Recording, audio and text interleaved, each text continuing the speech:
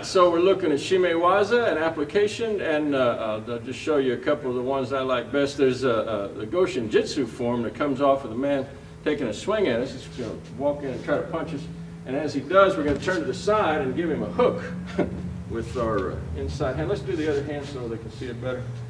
Bang! So we're popping him here, right in the short ribs with a hooking action. That's to give you time to slip to this rear corner. As you slip to the rear corner, locking in with Hadaka Jime, pretty basic. So this comes out of Goshin Jitsu. It's a nice little application. Yeah, go ahead. Here, slipping behind. This can turn his head for you if you like. Bringing the hands together.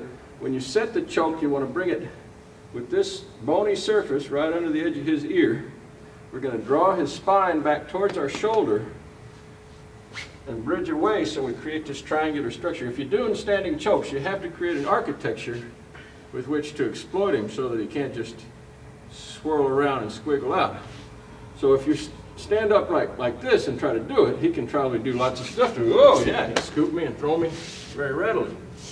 But at the moment that you set this, you break his spine back so he's dependent on you for posture. Then your choke is good, and you can also release him for the throw. It's very similar to a Shiro Kubigatami. In fact, that's another great place to put this in, is you're making your Shiro Kubigatami go, and you say, well, I like this lock, and that's all cool, but I can also transform it into a nice choking action here. The form that comes out of Juno Kata, where we take the nice ride up his arm, and we make a nice elongated high position here. Gives an easy ride in. I think Kyle already showed this a little bit of making a potential choke go from here, which is very useful. But my very favorite Aiki Shime Waza, if you will, would be to come off of any position where you end in a face down locking position, for instance, kneeling into this form, wrapping under the arm, coming under the head, laying in, and using your body weight, not unlike doing Keisagatami, face down, and doing an extracting choke here. A lot of different ways you can hook this arm up, a lot of different ways you can wind up.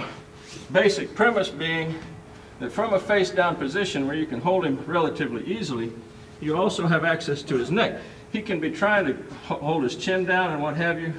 If you take two fingers and sneak in under his ear, you'll find that you can very readily set a one-handed choke right here, arch his back and lean into his low back, and you have nice submission positions for yourself. So experiment with this, but be gentle, because they are fairly extreme examples of doing Shime Waza for your fun and edification. Thank you.